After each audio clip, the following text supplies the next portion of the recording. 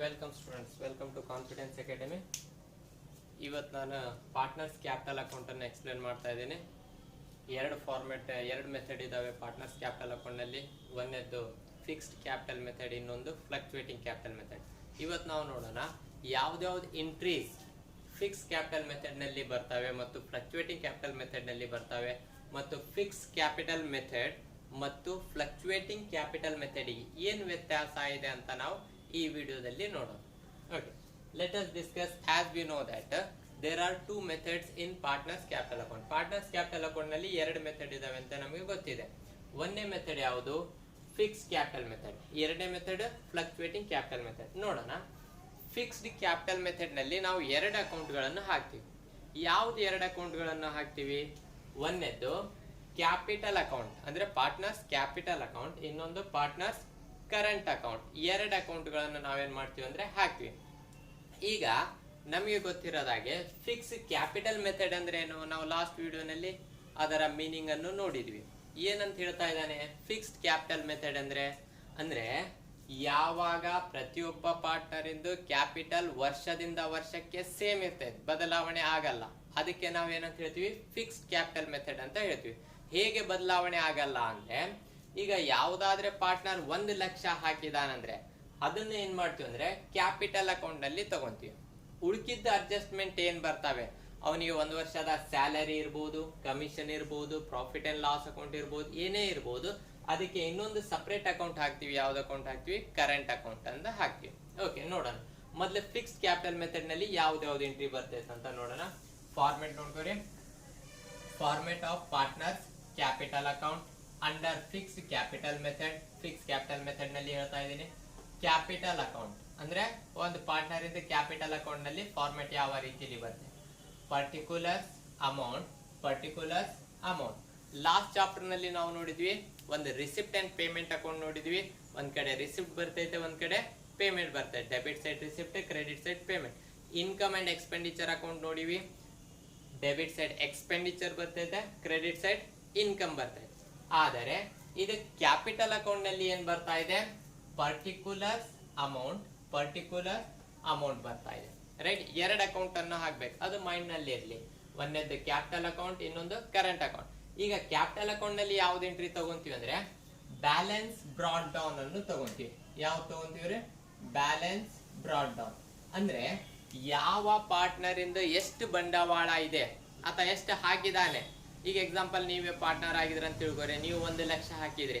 ಆ 1 ಲಕ್ಷ ಏನಾಗ್ತೈತೆ ಅಂದ್ರೆ ಇಲ್ಲಿ ನಾವು ಬರಿತೀವಿ ಕ್ಯಾಪಿಟಲ್ ಅಕೌಂಟ್ ನಲ್ಲಿ. ರೈಟ್, ಈಗ ಆ 1 ಲಕ್ಷವನ್ನು ನಾವೇನ್ ಮಾಡ್ತೀವಿ? ಟೋಟಲ್. ಅದೇ ಟೋಟಲ್ ಅನ್ನ ಈ ಕಡೆ ಸೇಮ್ ಬ್ಯಾಲೆನ್ಸ್ ಕ್ಯಾರಿಡ್ ಆನ್ ಏನಾಗ್ತೈತೆ? ಅದೇ 1 ಲಕ್ಷ. ಅಂದ್ರೆ ನಿಮ್ಮ ಸಿಲೆಬಸ್ ಪ್ರಕಾರ ಬೇರೆ ಎಂಟ್ರಿ ಕೊಡೋದಿಲ್ಲ. ಮಿಡ್ಲ್ ನಲ್ಲಿ ನೀವು ಎಕ್ಸ್ಟ್ರಾ ಅಮೌಂಟ್ ಅನ್ನ ಹಾಕದ ಅವಶ್ಯಕತೆನೂ ಇರಲ್ಲ. ರೈಟ್, PUC ಸಿಲೆಬಸ್ ಪ್ರಕಾರ ಇಲ್ಲಿ ಏನಾಗ್ತಾ ಇದೆ? ಬ್ಯಾಲೆನ್ಸ್ ಬ್ರಾಡ್ ಡೌನ್, ನೀವು ಎಷ್ಟು ಅಥವಾ ಒಬ್ಬ ಪಾರ್ಟ್ನರ್ ಎಷ್ಟು ಅಮೌಂಟ್ ಹಾಕಿದಾನೆ ಅದನ್ನ ಇಲ್ಲಿ ತಗೋಬೇಕು. ಅದೇ ಟೋಟಲ್, ಅದೇ ಬ್ಯಾಲೆನ್ಸ್ ಕ್ಯಾರಿ ಡೌನ್ ಆಗ್ತಾ ಇದೆ. ರೈಟ್, ಈಗ 1 ವರ್ಷ ಆದ್ಮೇಲೆ ನೀವು ಯಾಕೆ ಬಂಡವಾಳ ಹಾಕಿದ್ರಿ? ಕೆಲವೊಂದು ಲಾಭಕ್ಕಾಗಿ, ಕಮಿಷನ್ಗಾಗಿ, ಸ್ಯಾಲ್ರಿಗಾಗಿ ನೀವು ಏನ್ ಮಾಡಿರ್ತೀರಿ? ಬಂಡವಾಳ ಹಾಕಿರ್ತೀರಿ. ಅವು 1 ವರ್ಷ ಆದ್ಮೇಲೆ ನಿಮಗೆ ಅಮೌಂಟ್ ಜಾಸ್ತಿ ಬರ್ಬೇಕು. 1 ಲಕ್ಷ ಅಷ್ಟೇ ಬರೋದಲ್ಲ, ಜಾಸ್ತಿ ಬರ್ಬೇಕು. ಅದು ಎಲ್ಲಾ ಎಂಟ್ರಿ ಅಡ್ಜಸ್ಟ್ಮೆಂಟ್. ನಿಮ್ಗೆ ಸ್ಯಾಲ್ರಿ ಏನಾದ್ರೂ ಇದ್ರೆ ಅಥವಾ ಕಮಿಷನ್ ಏನಾದ್ರೂ ಇದ್ರೆ ಏನೇನ್ ಬರ್ತಾವಂತ ನೋಡೋಣ. ಕರೆಂಟ್ ಅಕೌಂಟ್, ಇನ್ನೊಂದು ಅಕೌಂಟ್ ಹಾಕ್ತಿವಿ. Current account format same, particular amount. ಈ ಕಡೆ ಡೆಬಿಟ್, ಈ ಕಡೆ ಕ್ರೆಡಿಟ್. ರೈಟ್, ಈಗ ಈ ಅಕೌಂಟ್ ನಲ್ಲಿ ಏನೇನ್ ಬರ್ತಾವಂತ ನೋಡೋಣ. ಸ್ಯಾಲರಿ. ಈಗ ಸ್ಯಾಲರಿ 2 ತರ ಕೊಡ್ಬೋದು. ಸ್ಯಾಲರಿ ಎಷ್ಟು ತರ ಕೊಡ್ಬೋದ್ರಿ? 2 ತರ. ಏನಂತ ಕೊಡ್ತಾನೆ ಪ್ರಾಬ್ಲಮ್ ನಲ್ಲಿ? ಒಂದನೇದ್ದು ಸ್ಯಾಲರಿ ಪರ್ ಮಂತ್, PM. ಇನ್ನೊಂದು ಸ್ಯಾಲರಿ ಪರ್ ಎನಮ್. ರೈಟ್, ಎರಡು ಬೇರೆ. ಪರ್ ಮಂತ್ ಅಂದ್ರೆ ಪ್ರತಿ ತಿಂಗಳ, ಪರ್ ಎನಮ್ ಅಂದ್ರೆ ಪ್ರತಿ ವರ್ಷ. ಅದೇ ಮಂತ್ಲಿ ಅಂತಾನು ಕೊಡಬಹುದು. ಮಂತ್ಲಿ, ಇಲ್ಲಿ ಇಯರ್ಲಿ ಅಂತ ಕೊಡಬಹುದು. ರೈಟ್, ಈ ಎರಡರಲ್ಲಿ ಯಾವ್ದಾದ್ರೆ ಒಂದು ಕೊಡ್ತಾನೆ, ಎರಡು ಕೊಡಕ್ ಸಾಧ್ಯ ಇಲ್ಲ. ಈಗ ಮಿಸ್ಟರ್ ಎಗೆ ಪರ್ ಮಂತ್ 2000 ಎಷ್ಟೇ? ಪ್ರತಿ ತಿಂಗಳ 2000 ಅಥವಾ ಪರ್ ಮಂತ್ 20,000 ಅಂತ ತಗೋಣ. ಓಕೆ, ಸ್ವಲ್ಪ ಜಾಸ್ತಿ ತಗೋದಿದ್ರೆ ಅಂದ್ರೆ ಎಷ್ಟು? 20,000 ಪರ್ ಮಂತ್. ಮಂತ್ಲಿ ಆದ್ರೆ ಕೊಡಬಹುದು ಅಥವಾ ಪರ್ ಮಂತ್ PM ಅಂತ ಆದ್ರೆ ಕೊಡಬಹುದು. ಈಗ ಪರ್ ಮಂತ್ ಅಂದ್ರೆ ಈ ಕ್ಯಾಪಿಟಲ್ ಅಕೌಂಟ್ ಯಾವಾಗ ಹಾಕ್ತಿವಿ ನಾವು? ಟೋಟಲಿ ಒಂದು ವರ್ಷ ಆದ್ಮೇಲೆ ಹಾಕ್ತಿವಿ, ರೈಟ್? ಒಂದು ವರ್ಷ ಆದ್ಮೇಲೆ ಹಾಕ್ತಾ ಇದೀವಿ ಅಂದ್ರೆ ಅವನಿಗೆ ಒಂದು ವರ್ಷದ ಸ್ಯಾಲ್ರಿಯನ್ನು ನಾವು ಕ್ಯಾಲ್ಕುಲೇಷನ್ ಮಾಡ್ಬೇಕಾಗ್ತೈತೆ, ರೈಟ್? ಇಲ್ಲಿ ನಾವೇನ್ ಮಾಡ್ತೀವಿ ಅಂದ್ರೆ ಪರ್ ಮಂತ್ ಅಂತ ಕೊಟ್ಟಿದ್ ಕೂಡಲೇ 20,000 ಇಂಟು 12 ಹೇಗೆ ಮಾಡ್ತೀವಿ? ಯಾಕಂದ್ರೆ ಒಂದು ವರ್ಷದ ಸ್ಯಾಲ್ರಿ ಕೊಡ್ಬೇಕಂದ್ರೆ ಒಂದು ವರ್ಷದಲ್ಲಿ 12 ತಿಂಗಳಾಗಿರ್ತಾವೆ. ಪ್ರಾಬ್ಲಮ್ ನಲ್ಲಿ ಪರ್ ಮಂತ್ ಅಂತ ಕೊಟ್ಟಿದ್ದಾನೆ ಅಂದ್ರೆ ಏನ್ ಮಾಡ್ಬೇಕು? ಇಂಟು 12 ಮಾಡ್ಬೇಕು. ಅಂದ್ರೆ ಎಷ್ಟಾಗ್ತೈತೆ? 2,40,000, ರೈಟ್? 2,40,000 ಒಂದು ವರ್ಷಕ್ಕೆ, ರೈಟ್? ಆತ ಎಷ್ಟು ಕೊಟ್ಟಿರ್ತಾನೆ ಪರ್ ಮಂತ್. ಇಲ್ಲೇ ಕನ್ಫ್ಯೂಸ್ ಆಗೋದು, ರೈಟ್?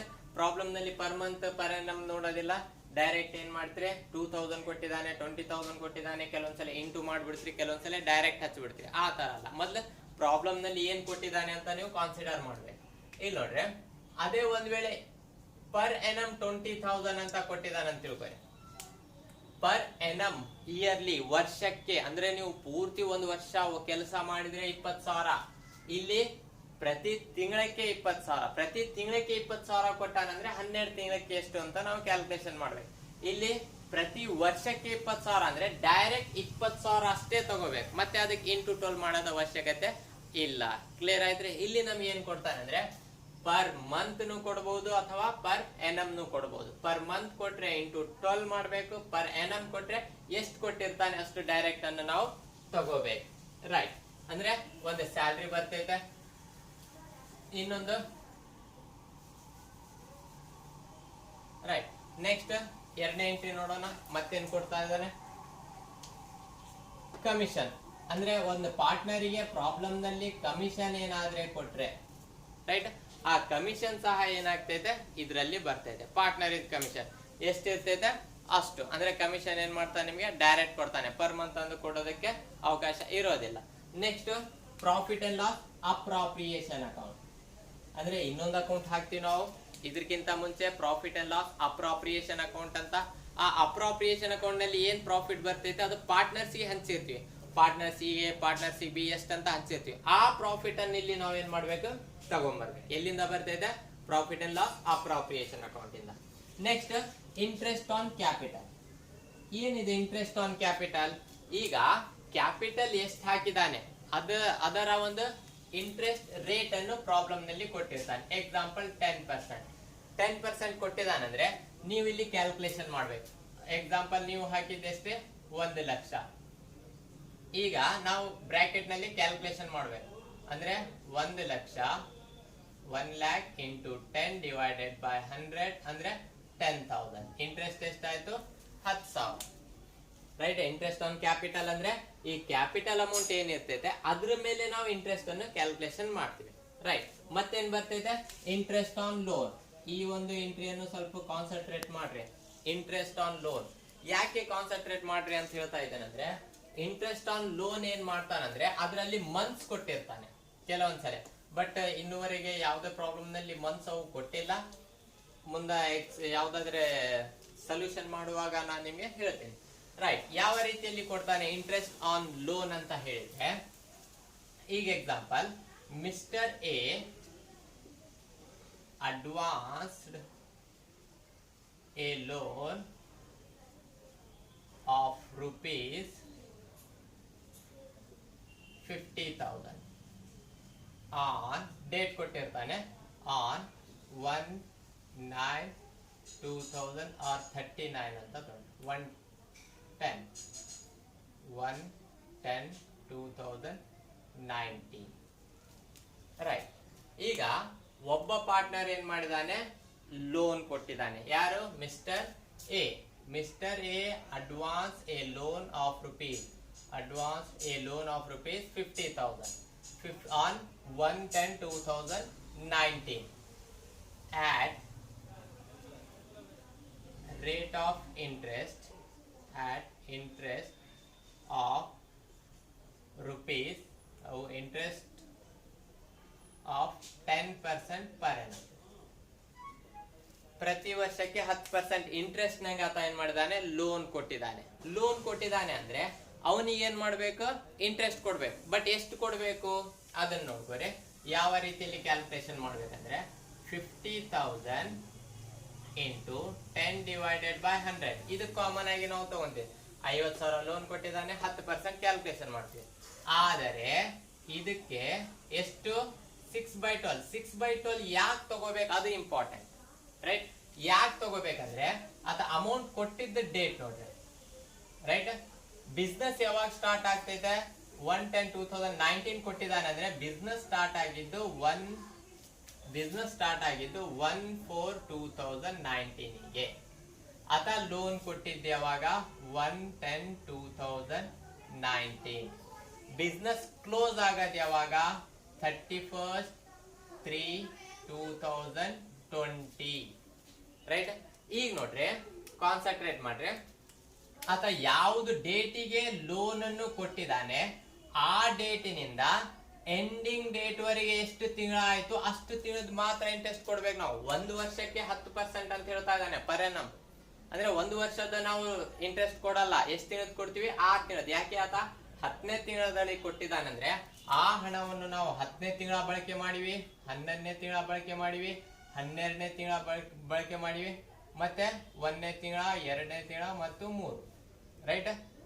ಅಂದ್ರೆ ಈ ತರ ಎಷ್ಟು ತಿಂಗಳ ಆಯ್ತು, 10ನೇ ತಿಂಗಳ 1, 11, 2, 3, 4, 5, 6, ರೈಟ್? ಅಂದ್ರೆ ಆತ ಹಣ ಕೊಟ್ಟು 6 ತಿಂಗಳಾಗಿದ್ದಾವೆ. ಅದಕ್ಕಾಗಿ ನಾವು 6 ತಿಂಗಳದ ಇಂಟ್ರೆಸ್ಟ್ ಅನ್ನು ಕ್ಯಾಲ್ಕುಲೇಷನ್ ಮಾಡ್ತೀವಿ. ಕ್ಲಿಯರ್ ಆಯ್ತ್ರೆ?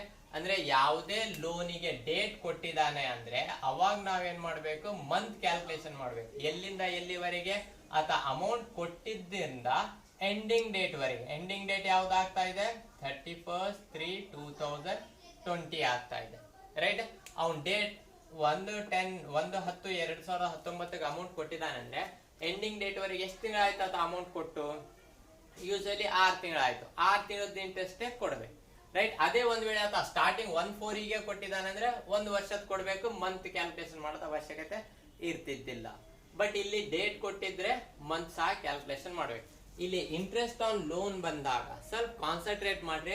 ಪ್ರಾಬ್ಲಮ್ ನಲ್ಲಿ ಡೇಟ್ ಏನಾದ್ರೆ ಕೊಟ್ಟಿದ್ದಾನೆ, ಆತ ಯಾವ್ದು ಡೇಟಿಗೆ ಲೋನ್ ಕೊಟ್ಟಿದ್ದಾನೆ ಆ ಡೇಟಿನಿಂದ ಎಂಡಿಂಗ್ ಡೇಟ್ ವರೆಗೆ ಇಂಟ್ರೆಸ್ಟ್ ಅನ್ನು ಕ್ಯಾಲ್ಕುಲೇಷನ್ ಮಾಡ್ರಿ. ಎಷ್ಟು ತಿಂಗಳಾಗ್ತೈತೆ ಅಷ್ಟು ತಿಂಗಳು. ಓಕೆ, ಮತ್ತೇನ್ ತಗೋಬೇಕು, ಇದೆಲ್ಲ ಕ್ರೆಡಿಟ್ ಸೈಡ್ ಆಯ್ತು. ಇದು ಸ್ಯಾಲ್ರಿ ಆಯ್ತು, ಕಮಿಷನ್ ಆಯ್ತು. ಇವೆಲ್ಲ ಕ್ರೆಡಿಟ್ ಯಾಕೆ ತಗೊಂತೀವಿ ಅಂದ್ರೆ ಇದೆಲ್ಲ ಪಾರ್ಟ್ನರಿಗೆ ಹೋಗ್ಬೇಕು. ಇದೆಲ್ಲ ಪಾರ್ಟ್ನರ್ ಇಂದ ಅಮೌಂಟ್, ರೈಟ್? ಈಗ ಪಾರ್ಟ್ನರ್ ಏನಾದ್ರೆ ಪರ್ಸನಲ್ ಬಳಕೆಗೆ ತಕೊಂಡಿದ್ದಾನೆ ಅಂದ್ರೆ ನಾವೇನ್ ಮಾಡ್ತೀವಿ, ಅವನ ಅಕೌಂಟ್ ಇಂದ ಕಟ್ ಮಾಡ್ಕೊಂತೀವಿ. ಈ ಕಡೆ ಕ್ರೆಡಿಟ್ ಸೈಡ್ ಪಾರ್ಟ್ನರ್ಗೆ ಏನೇನ್ ಕೊಡ್ಬೇಕು ಅವೆಲ್ಲ ಕೊಡ್ತೀವಿ, ರೈಟ್? ಅವನಿಗೆ ಸ್ಯಾಲ್ರಿ ಕೊಡ್ಬೇಕು, ಕಮಿಷನ್ ಕೊಡ್ಬೇಕು, ಪ್ರಾಫಿಟ್ ಅಂಡ್ ಲಾಸ್ ಅಪ್ರಾಪ್ರಿಯೇಷನ್ ಅಲ್ಲಿ ಪ್ರಾಫಿಟ್ ಆದ್ರೆ ಪ್ರಾಫಿಟ್ ಕೊಡ್ಬೇಕು, ಇಂಟ್ರೆಸ್ಟ್ ಆನ್ ಕ್ಯಾಪಿಟಲ್ ಕೊಟ್ಟಿದ್ದಾನೆ ಅದ್ರ ಮೇಲೆ ಇಂಟ್ರೆಸ್ಟ್ ಕೊಡ್ಬೇಕು, ಇಂಟ್ರೆಸ್ಟ್ ಆನ್ ಲೋನ್ ಕೊಡ್ಬೇಕು, ರೈಟ್? ಈಗ ಆತ ಏನಾದ್ರೆ ಪರ್ಸನಲ್ ಬಳಕೆಗೆ ಏನಾದ್ರೆ ತಗೊಂಡಿದ್ದಾನಂದ್ರೆ ಅದನ್ನ ನಾವೇನ್ ಮಾಡ್ತೀವಿ, ಡೆಬಿಟ್ ಸೈಡ್ ತಗೊಂತೀವಿ. ಯಾಕೆ, ಇವೆಲ್ಲ ಕೊಡೋದ ಅಮೌಂಟ್ ಅನ್ನು ಟೋಟಲ್ ಮಾಡಿ ಅವನು ಆಲ್ರೆಡಿ ತಕ್ಕೊಂಡಿದ್ದಾನೆ ಅಮೌಂಟ್, ಆ ಅಮೌಂಟ್ ಅನ್ನು ಮೈನಸ್ ಮಾಡ್ತೀವಿ. ಮೈನಸ್ ಮಾಡಿ ರಿಮೈನಿಂಗ್ ಏನಿರ್ತದೆ ಅದು ಬ್ಯಾಲೆನ್ಸ್ ಕ್ಯಾರಿಡ್. ಎಕ್ಸಾಂಪಲ್, ನೀವು 1 ಲಕ್ಷ ಕೊಟ್ಟಿದ್ರಿ ನನಗೆ, ನಾನೇನ್ ಮಾಡಿದೆ, ಮತ್ತೆ ನೀವೇನ್ ಮಾಡಿದ್ರಿ, ಒಂದು 20,000 ರೂಪಾಯಿ ಹಿಸ್ಕೊಂಡಿದ್ಮೇಲೆ ನಾನೇನ್ ಮಾಡ್ತೀನಿ, 1 ಲಕ್ಷ ಒಂದ್ ಕಡೆ ಬರೀತೀನಿ, ಮತ್ತೆ 20,000 ರೂಪಾಯಿ ನೀವು ಹಿಸ್ಕೊಂಡಿದ್ದು ಒಂದ್ ಕಡೆ ಬರೀತೀನಿ. ಅಂದ್ರೆ 1 ಲಕ್ಷದಲ್ಲಿ ಟೋಟಲ್ 20,000 ಮೈನಸ್ ಅಂದ್ರೆ ಇನ್ನ 80,000 ರೂಪಾಯಿ ಕೊಡ್ಬೇಕು. ಅದೇ ರೀತಿಯಲ್ಲಿ ಇಲ್ಲಿ ನಾವು ನಿಮ್ಗೆ ಏನೇನ್ ಅಮೌಂಟ್ ಕೊಡ್ಬೇಕು ಆ ಅಮೌಂಟ್ ನಲ್ಲಿ ನೀವು ಮೊದ್ಲೇ ಎಷ್ಟು ತಕ್ಕೊಂಡಿದ್ರಿ ಅಂದ್ರೆ ಒಂದೇದು ಡ್ರಾಯಿಂಗ್ಸ್ ಬರ್ತೈತಿ, ಇನ್ನೊಂದು ಇಂಟ್ರೆಸ್ಟ್ ಆನ್ ಡ್ರಾಯಿಂಗ್ಸ್ ಬರ್ತೈತಿ. ಆಲ್ಮೋಸ್ಟ್ ಆಲ್ ಪ್ರಾಬ್ಲಮ್ಸ್ ನಲ್ಲಿ ಇಂಟ್ರೆಸ್ಟ್ ಆನ್ ಡ್ರಾಯಿಂಗ್ಸ್ ಕೊಟ್ಟಿಲ್ಲ, ಆದ್ರೂ ಒಂದೆರಡಲ್ಲಿ ನಾವು ಚೆಕ್ ಮಾಡೋಣ, ರೈಟ್? ಅಂದ್ರೆ ಇದೆಲ್ಲ ನಿಮ್ಗೆ ಪಾರ್ಟ್ನರಿಗೆ ಬರೋದ ಅಮೌಂಟ್ ಟೋಟಲ್ ಮಾಡ್ಕೋಬೇಕು. ಈ ಟೋಟಲ್ ಅಮೌಂಟ್ ನಲ್ಲಿ ಏನ್ ಮಾಡ್ಬೇಕಂದ್ರೆ ಪಾರ್ಟ್ನರ್ ಆಲ್ರೆಡಿ ಎಷ್ಟು ತಕ್ಕೊಂಡಿದ್ದಾನೆ ಅದನ್ನ ಮೈನಸ್ ಮಾಡ್ಬೇಕು.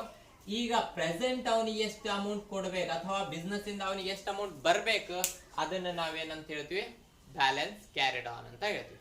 ಕ್ಲಿಯರ್ ಆಯ್ತ್ರಿ? ನೋಡ್ರಿ ಇನ್ನೊಂದ್ಸಲ, ಪಾರ್ಟ್ನರ್ಸ್ ಕ್ಯಾಪಿಟಲ್ ಅಕೌಂಟ್ ಹಾಕ್ಬೇಕು, ಪಾರ್ಟ್ನರ್ಸ್ ಕರೆಂಟ್ ಅಕೌಂಟ್ ಹಾಕ್ಬೇಕು. ಕ್ಯಾಪಿಟಲ್ ಅಕೌಂಟ್ ನಲ್ಲಿ ಅವ್ನು ಕ್ಯಾಪಿಟಲ್ ಅಷ್ಟೇ ತಗೋಬೇಕು. ರಿಮೈನಿಂಗ್ ಏನ್ ಮಾಡ್ತೀವಿ ಅಂದ್ರೆ salary, commission, profit and loss appropriation account, interest on capital, interest on loan ಏನ್ ಮಾಡ್ತೀವಿ, ಕ್ರೆಡಿಟ್ ಸೈಡ್ ತಗೊಂತೀವಿ. ಡ್ರಾಯಿಂಗ್ಸ್ ಮತ್ತು interest on drawings debit side ತಗೊಂತೀವಿ, ರೈಟ್? ಮೊದ್ಲು ಈ ಕಡೆ ಟೋಟಲ್ ಮಾಡ್ಕೊಂತೀವಿ. ಟೋಟಲ್ ಮಾಡಿದ್ಮೇಲೆ ಇವೆರಡು ಇದ್ರೆ ಮೈನಸ್ ಮಾಡ್ತೀವಿ.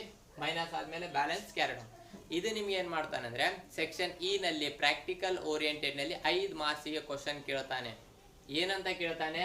Means prepare partners current account with 5 imaginary figures ಅಂತ ಹೇಳ್ತಾನೆ. ಅಂದ್ರೆ ಪಾರ್ಟ್ನರ್ಸಿನ ಒಂದು ಕರೆಂಟ್ ಅಕೌಂಟ್ ಅನ್ನು ಹಾಕ್ಬೇಕು with 5 imaginary figures. Imaginary figures ಅಂದ್ರೆ ನಮಗೆ ಯಾವ್ದಾದ್ರೆ ಬರ್ದೆ, ಯಾವ್ದಾದ್ರೆ ಅಂದ್ರೆ ಮತ್ತೆ ಯಾವ್ದಾದ್ರೆ ಅಲ್ಲ, ಜಸ್ಟ್ ಇಲ್ಲಿ ಏನ್ ಮಾಡ್ಬೇಕು, salary, commission, profit and loss account, interest on capital, ಈ ಕಡೆ 4 ಎಂಟ್ರಿ ತಗೊಂಡು ಈ ಕಡೆ 1 ಎಂಟ್ರಿ ತಗೊಂಡು ಸೇಮ್ ಫಾರ್ಮೆಟ್. ಏನಾದ್ರೆ ಯಾವ್ದಾದ್ರೆ ಅಮೌಂಟ್ ಹಚ್ಚಿರಿ, ಎಷ್ಟಾದ್ರೆ ಹಚ್ಚಿರಿ, ರೈಟ್, ಆ ಅಮೌಂಟ್ ಅನ್ನು ಹಚ್ಚಿ ಟೋಟಲ್ ಕರೆಂಟ್ ಅಕೌಂಟ್ ಅಷ್ಟೇ ಹಾಕ್ಬೇಕು. ಯಾವ್ದು ಮೆಥಡ್ ನಲ್ಲಿ ಅಂತ ಹೇಳ್ತಾ ಇದ್ದಾನೆ, ಕರೆಂಟ್ ಅಕೌಂಟ್ ಅಂದ್ರೆ ಇದೇ ತರ ಬರ್ತದೆ. ಕ್ಲಿಯರ್ ಆಯ್ತ್ರಿ? ಈಗ ಇನ್ನೊಂದು ಕ್ವಶನ್ ಕೇಳ್ಬೋದಾತ, ಏನಂತ? Prepare partners capital account with 5 imaginary figures.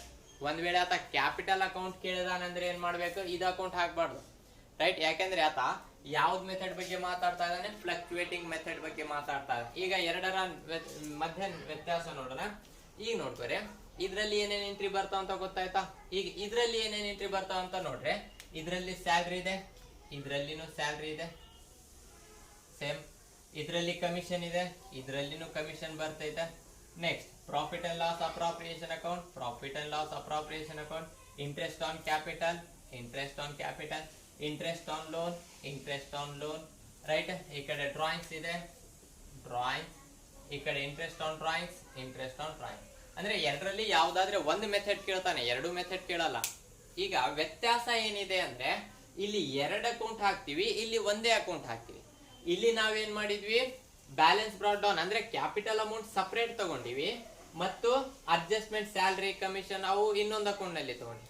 ಆದರೆ ಇಲ್ಲಿ ಏನ್ ಮಾಡ್ತೀವಿ ಅಂದ್ರೆ ಕ್ಯಾಪಿಟಲ್ ಅಮೌಂಟ್ ನು ಸಹ ಅದೇ ಅಕೌಂಟ್ ನಲ್ಲಿ ತಗೊಂಡ್ಬಿಡ್ತೀವಿ.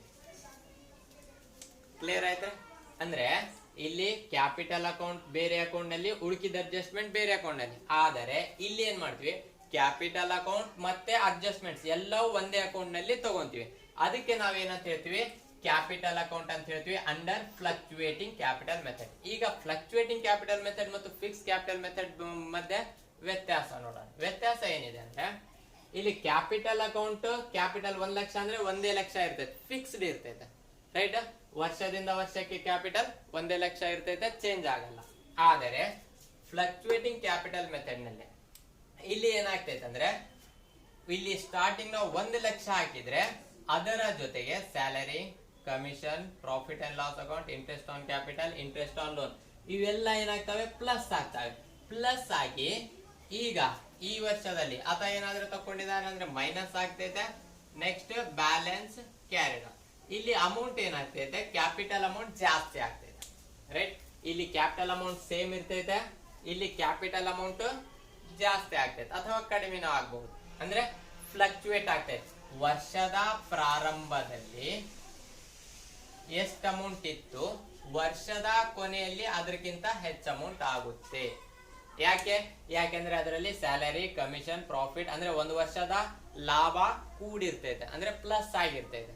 ಬಟ್ ಇಲ್ಲಿ ಏನಾಗ್ತೈತೆ, ಕ್ಯಾಪಿಟಲ್ ಅಕೌಂಟ್ ಸಪರೇಟ್. ಅವ್ನು 1 ಲಕ್ಷ ಹಾಕಿದ್ರೆ ಪ್ರತಿ ವರ್ಷ 1 ಲಕ್ಷನೇ. ಇದು ಕರೆಂಟ್ ಅಕೌಂಟ್ ನಲ್ಲಿ ಅವ್ನ ಸ್ಯಾಲರಿ, ಆತ ಏನ್ ಮಾಡ್ಬೋದು, ವರ್ಷ ಈ ಅಮೌಂಟ್ ಅನ್ನು ವಿಡ್ರಾ ಮಾಡ್ಕೋಬಹುದು.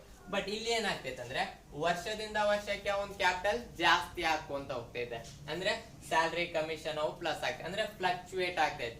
ಇಯರ್ ಟು ಇಯರ್ ಇಟ್ ಫ್ಲಕ್ಚುಯೇಟ್ಸ್, ಅಂದ್ರೆ ವರ್ಷದಿಂದ ವರ್ಷಕ್ಕೆ ಅಮೌಂಟ್ ಏನಾಗ್ತೈತೆ, ಬದಲಾವಣೆ ಆಗ್ತೈತೆ, ಜಾಸ್ತಿ ಆಗ್ತೈತೆ. ಅದಕ್ಕೆ ನಾವೇನಂತ ಹೇಳ್ತೀವಿ, ಫ್ಲಕ್ಚುಯೇಟಿಂಗ್ ಅಂತ ಹೇಳ್ತೀವಿ. ಫಿಕ್ಸ್ ಅಂದ್ರೆ ಕ್ಯಾಪಿಟಲ್ ಅಕೌಂಟ್ ಫಿಕ್ಸ್ ಇರ್ತೈತೆ, ಕರೆಂಟ್ ಅಕೌಂಟ್ ಮಾತ್ರ ನಾವು ಇನ್ನೊಂದು ಬೇರೆ ಹಾಕಿ ಅದ ಅಮೌಂಟ್ ಅನ್ನು ವಿಡ್ರಾ ಮಾಡ್ಕೋಬಹುದು, ರೈಟ್? ಈಗ ನೆಕ್ಸ್ಟ್ ಒಂದು ಎಕ್ಸಾಂಪಲ್ ಅನ್ನು ನೋಡೋಣ. ಬುಕ್ ಪ್ರಾಬ್ಲಮ್ ಇಂದ ಒಂದು ಎಕ್ಸಾಂಪಲ್ ಅನ್ನು ನೋಡೋಣ.